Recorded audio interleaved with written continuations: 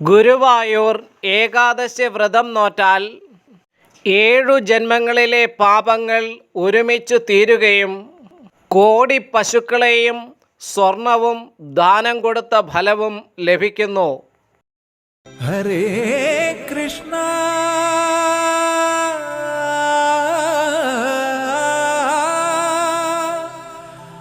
ഗുരുവായൂരപ്പ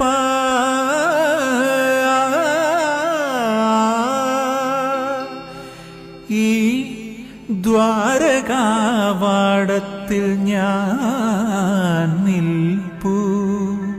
നമസ്കാരം പ്രിയപ്പെട്ടവരെ, ഞാൻ ഹരിസ്വാമി. പുതിയ ഒരു വീഡിയോയിലേക്ക് എല്ലാവർക്കും സ്വാഗതം. ഇന്നു നമ്മൾ ചിന്തിക്കുന്നത് നമ്മുടെ സ്വന്തം പൊന്നു ഗുരുവായൂരപ്പൻ്റെ അതിവിശേഷപ്പെട്ട ഏകാദശി വ്രതത്തെക്കുറിച്ച് ആണ്. നമ്മൾക്കെല്ലാവർക്കും അറിയാം, ഗുരുവായൂർ ഏകാദശിക്ക് ഒരുപാട് പ്രത്യേകതകൾ ഉണ്ട്.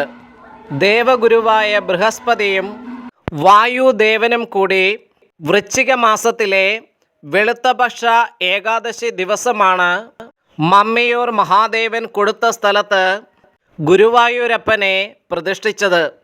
അങ്ങനെ ഗുരുവായൂർ പ്രതിഷ്ഠാ ദിനവും ഗുരുവും വായുവും കൂടി പ്രതിഷ്ഠിച്ചതിനാൽ ഗുരുവായൂർ എന്ന നാമധേയം ഉണ്ടായതും ഭഗവാൻ ശ്രീകൃഷ്ണൻ ഗുജറാത്തിലെ ദ്വാരകയിൽ വെച്ച് പൂജിച്ചിരുന്ന മഹാവിഷ്ണു വിഗ്രഹത്തിന് ഗുരുവായൂരപ്പൻ എന്ന പേരുണ്ടായതും അവിടം ഭൂലോക വൈകുണ്ഠമായതും ലോകപ്രശസ്തി ആർജിച്ചതും ഈ വൃശ്ചിക മാസത്തിലെ വെളുത്തപക്ഷ ഏകാദശി ദിവസം മുതൽ ആണ്.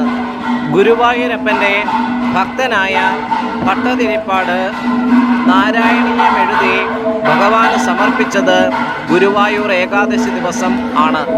തൻ്റെ ബന്ധുമിത്രാദികളെ കൊല്ലുന്നതോർത്ത് ദുഃഖിച്ച് തേർത്തട്ടിൽ തളർന്നിരുന്ന അർജുനന് ഭഗവാൻ ശ്രീകൃഷ്ണൻ ഭഗവത്ഗീത ഉപദേശിക്കുന്നത് ഈ ഏകാദശി ദിവസം ആണ്. ഭഗവത്ഗീത ദിനമായി അന്നേ ദിവസം ആചരിക്കപ്പെടുന്നു. ഭഗവാന്റെ തിടമ്പേറ്റിയിരുന്ന പരമഭക്തനായ ഗുരുവായൂർ കേശവൻ എന്ന ആന ഭഗവാനിൽ വിലയം പ്രാപിച്ചത് ഗുരുവായൂർ ഏകാദശി ദിവസം ആണ്. ഏകാദശി ദിവസം മറ്റൊരിടത്ത് പാടി ശബ്ദം നഷ്ടപ്പെട്ട ചെമ്പൈ വൈദ്യനാഥ ഭാഗവതർക്ക് പിന്നീട് ശബ്ദം തിരിച്ചു കിട്ടുകയും എല്ലാ ഏകാദശിയും മുടങ്ങാതെ ഗാനാർച്ചന സമർപ്പിക്കുകയും ചെയ്യുന്നു. അതിൻ്റെ ഓർമ്മയ്ക്കാണ് ഇന്നും ചെമ്പൈ സംഗീതോത്സവം ഗുരുവായൂരിൽ നടത്തപ്പെടുന്നത്. ഇനിയും പറഞ്ഞാൽ തീരാത്ത പ്രത്യേകതകളുള്ള ഗുരുവായൂർ ഏകാദശി വ്രതം നോറ്റാൽ 7 ജന്മങ്ങളിലെ പാപങ്ങൾ ഒരുമിച്ച് തീർന്നു കിട്ടും എന്ന് പറയപ്പെടുന്നു. അതേപോലെ ധാരാളം പണം മുടക്കി രാജസൂയ യാഗം നടത്തുന്ന ഫലവും സിദ്ധിക്കുന്നു. കോടി പശുക്കളെ ദാനം കൊടുത്ത ഫലവും കൈവരുന്നു.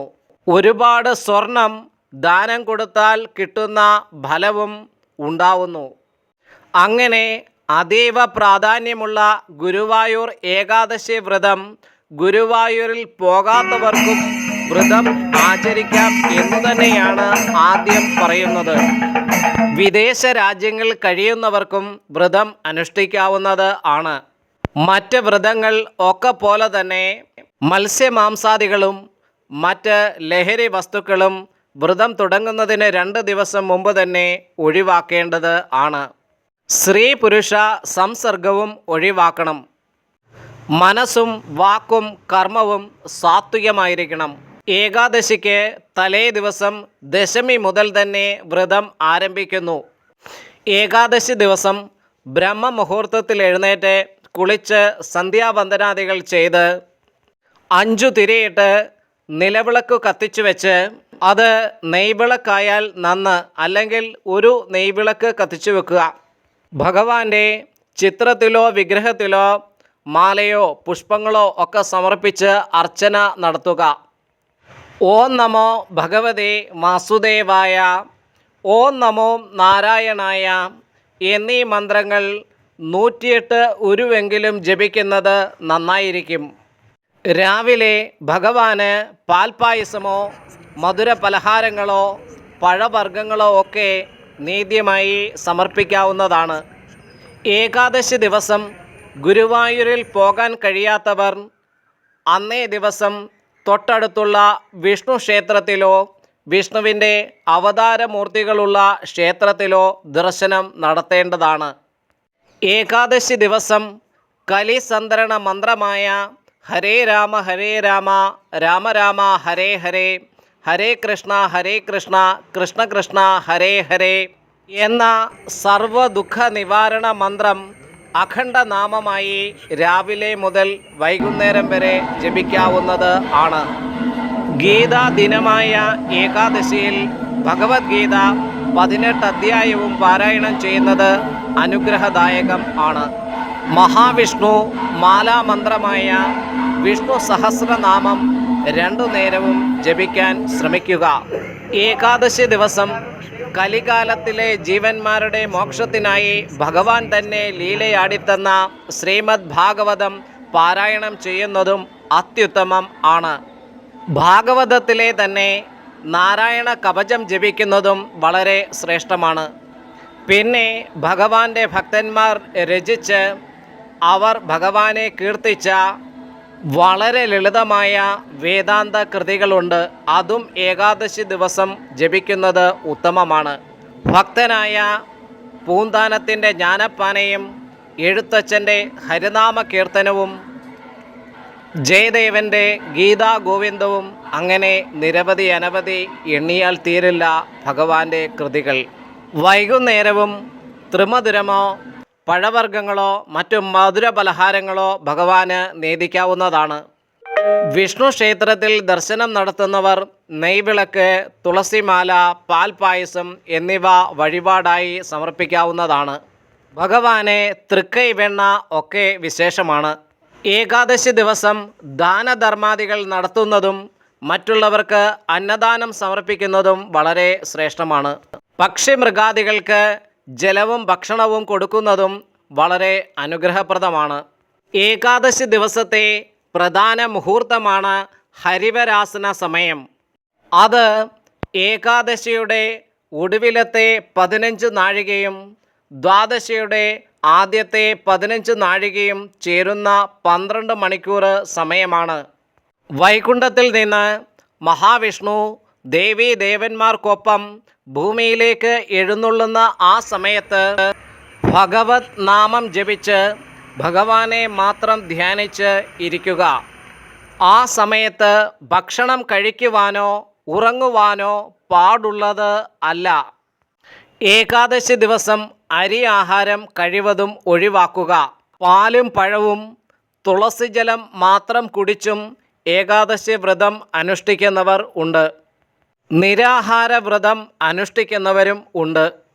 അവരവരുടെ ആരോഗ്യത്തിനനുസരിച്ച് ചെയ്യുക. ഭക്ഷണം ലളിതവും ലഘുവുമാക്കാൻ ശ്രമിക്കുക. ഏകാദശിക്ക് പിറ്റേ ദിവസം ദ്വാദശിയിലാണ് പാരണ വീടുന്നത്. രാവിലെ തുളസി തീർത്ഥം കുടിച്ചുകൊണ്ട് വ്രതം അവസാനിപ്പിക്കാവുന്നത് ആണ്. വ്രതം തുടങ്ങുമ്പോഴും അവസാനിക്കുമ്പോഴുമൊക്കെ ഭഗവാനെ നമസ്കരിക്കുവാൻ മറക്കരുതേ. ഗുരുവായൂരിലെ വിശേഷങ്ങൾ പറഞ്ഞാൽ തീരില്ല. തുലാമാസത്തിലെ ഏകാദശി ദിവസം മുതൽ തന്നെ ചടങ്ങുകൾ ആരംഭിക്കുകയായി.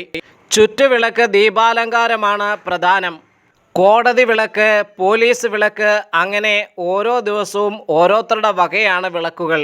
ദശമി മുതൽ തന്നെ നേദ്യത്തിനും ദീപാരാധനയ്ക്കും മാത്രമേ നട അടയ്ക്കുക ഉള്ളൂ. സ്വർണ്ണ വിഗ്രഹ എഴുന്നള്ളിപ്പ് ദർശനം അനുഗ്രഹം നൽകുന്നത് ആണ്. ഏകാദശി ദിവസം ദേവസ്വം വകയാണ് ചുറ്റുവിളക്കും ഉദയാസ്തമന പൂജയും. നടത്തുമോ എന്തോ ആവോ. രാവിലത്തെ കാഴ്ച ശ്രീവേലിക്ക് ശേഷം പാർത്ഥസാരഥി ക്ഷേത്രത്തിലേക്ക് 3 ആനപ്പുറത്ത് എഴുന്നള്ളിപ്പ് ഉണ്ട്. വൈകിട്ട് പാർത്ഥസാരഥി ക്ഷേത്രത്തിൽ നിന്നും രഥഘോഷയാത്ര ഗുരുവായൂരപ്പൻ്റെ സന്നിധിയിലേക്ക് പുറപ്പെടുന്നു. ഏകാദശി ദിവസം ഗോതമ്പിൻ്റെ ചോറ് കാളൻ, ഗോതമ്പ് പായസം ഒക്കെയാണ് പ്രസാദമായി ലഭിക്കുന്നത്. ഏകാദശി ദിവസത്തെ ഒരു പ്രധാന ചടങ്ങാണ് അന്ന് അർദ്ധരാത്രി മുതൽ ദ്വാദശി നാൾ 9 മണി വരെ 3 അഗ്നിഹോത്രികളായ ബ്രാഹ്മണർക്ക് ദ്വാദശി ദക്ഷിണ പണസമർപ്പണം നടത്തുക എന്നത്. അഗ്നിഹോത്രികൾ എന്നാൽ അതിരാത്രം പോലുള്ള വലിയ യാഗങ്ങൾ നടത്തി അതിൻ്റെ അഗ്നി വളരെ വർഷങ്ങളായി അണയാതെ സ്വഗൃഹത്തിൽ സൂക്ഷിക്കുന്നവരാണ് അഗ്നിഹോത്രികൾ. അവർക്ക് ആ ദീപം നിലനിർത്താനായി ആദ്യം ദക്ഷിണ സമർപ്പിക്കുന്നത് ഭഗവാൻ തന്നെയാണ്. ഭഗവാന്റെ പ്രതിനിധിയായി മേൽശാന്തി അവർക്ക് ദക്ഷിണ സമർപ്പിക്കുന്നു. രണ്ടാമത് ദേവസ്വം അധികാരികളും പിന്നീട് ഭക്തന്മാരും ദക്ഷിണ സമർപ്പിച്ച് അനുഗ്രഹം വാങ്ങുന്നു. ദ്വാദശി നാളിൽ 7 മണിക്ക് ഇടിച്ചു പിഴിഞ്ഞ പായസത്തോടു കൂടി ദ്വാദശി ഊട്ട് സദ്യ വളരെ വിശേഷപ്പെട്ടതാണ്. ത്രയോദശിയിൽ പിണ്ടിപ്പായസം, മത്തൻ കറി ഒക്കെയായി ത്രയോദശി ഊട്ടും വളരെ വിശേഷം തന്നെ. അങ്ങനെ ഏകാദശി ദിവസം ഗുരുവായൂരിലെ വിശേഷങ്ങൾ പറഞ്ഞാൽ തീരില്ല. എന്തായാലും ഗുരുവായൂരിൽ പോകാൻ കഴിയുന്നവർ ഏകാദശി ദിവസം ഗുരുവായൂരിൽ പോകുക. അല്ലാത്തവർ തീർച്ചയായും ഏകാദശി വ്രതം അനുഷ്ഠിച്ച് ഭഗവാന്റെ അനുഗ്രഹം നേടണമെന്ന് പറയുകയാണ്. എന്നാൽ ശരി പ്രിയപ്പെട്ടവരെ, ലോകാസമസ്ത സുഖിനോ ഭവന്തു. ഓം ശാന്തി ശാന്തി ശാന്തി. ഹരി ഓം നാരായണ. ഹരി ഓം.